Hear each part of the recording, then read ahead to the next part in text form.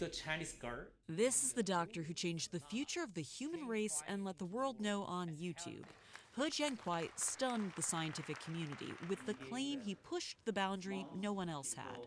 A line has been crossed that should not have been crossed. It's very disturbing. It's inappropriate. Oh, this is huge. He says he genetically edited human embryos, not just for research but for implantation, leading to the world's first births of genetically altered humans, baby girls born in China from embryos designed to be resistant to HIV. For this specific case, I feel proud, actually. The tool used by He, called CRISPR, is found in labs around the world. It gives us the precise way of cutting the gene or putting a new piece of gene in. It's often used by researchers trying to treat incurable diseases. The method itself is very easy. You can use it, everybody can use it now. Leaders in the field of gene editing have collectively agreed it's too early to implant edited embryos in humans because of the risks, the unknowns, and the ethical questions about altering humankind. We're at a hinge of human history. William Hurlbut is a leading American bioethicist who teaches at Stanford University. In the months before the news broke, Dr. He consulted with him. Every time we met together, we would talk about the seriousness of the issues and in a sort of stepwise way what you had to do to make sure that it was done right. But when I heard that there were live-born children from it, I thought, oh my gosh, he just jumped ahead. Hurlbut knew nothing of the plans to implant edited human embryos. Dr. He studied at Stanford as a postdoctoral fellow where he worked with leading researchers. Hurlbut describes him as smart but perhaps too trusting of his own wisdom. He's young, he's inexperienced, and he's from a small rural community in China. He's research has been shut down by Chinese authorities. It's also raised questions about whether there will be a rash of new regulations to stymie scientific development, or if scientists can regulate themselves. We all want to be first, right? I mean, this is where you really feel that you're making a huge difference and you're getting recognition. But I think in this particular case, the outcry from the community is so huge that I think it will slow things down. He's work has already stoked fears about the future, what it could look like, how soon it could come, whether it includes designer babies, and if a tool found in labs around the world could one day make them. Alexandra Field, CNN, Hong Kong. It's fascinating that feminism and communism and all these things happen in the 20th century. So many interesting things happen in the 20th century. So many movements, so many ideas, nuclear weapons, all of it, computers. It's just like, it seems like a lot of stuff like really quickly percolated and it's accelerating. It's still accelerating. I mean, history is just accelerating, for centuries. And the 20th century, we squeezed into it things that previously took thousands of years. And now, we are squeezing it into decades. And you very well could be one of the last historians, human historians, to have ever lived. Could be. I think, our species, Homo sapiens, I don't think we'll be around in a century or two. Mm-hmm. We could destroy ourselves in a nuclear war, through ecological collapse, by giving too much power to AI that goes out of our control. But if we survive, we'll probably have so much power that we will change ourselves using various technologies so that our descendants will no longer be Homo sapiens like us. They will be more different from us than we are different from Neanderthals.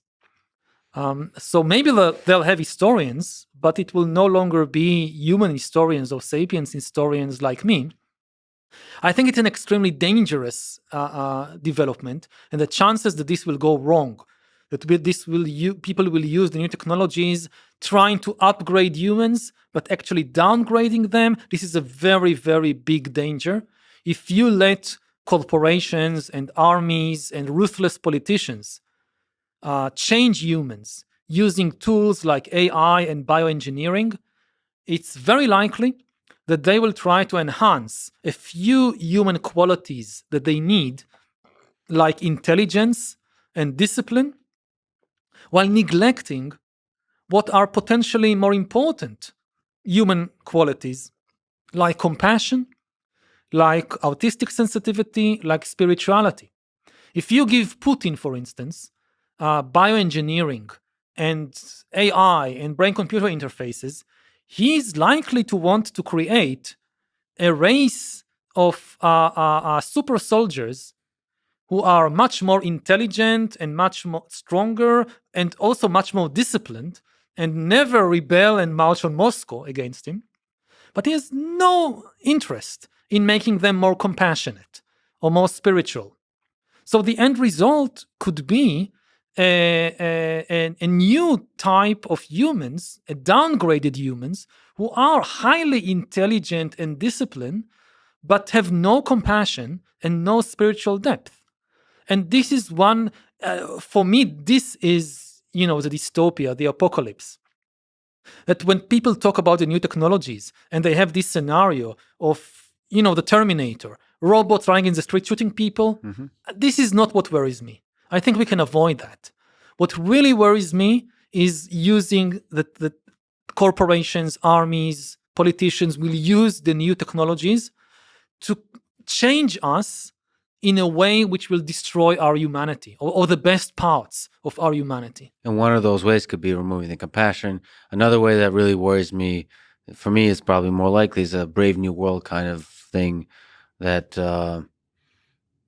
sort of removes the flaws of humans, maybe removes the diversity in humans, and makes us all kind of these dopamine chasing creatures that just kind of maximize enjoyment in the short term, which kind of seems like a good thing maybe in the short term, but it creates a society that doesn't think, that doesn't create, that just is sitting there enjoying itself at a more and more rapid pace, which seems like another kind of society that could be easily controlled by a centralized center of power. But the set of dystopias that we could arrive at through this, through allowing corporations to modify humans, is vast, and we should be worried about that. So it seems like humans are pretty good as we are. All the flaws, all of it together. We are better than anything that we can intentionally design at present. Yeah. Like any intentionally designed humans at the present moment is going to be much, much worse than us, because basically we don't understand ourselves. I mean, as long as we don't understand our brain, our body, our mind, it's a very, very bad idea to start manipulating a system that you don't understand deeply, and we don't understand ourselves.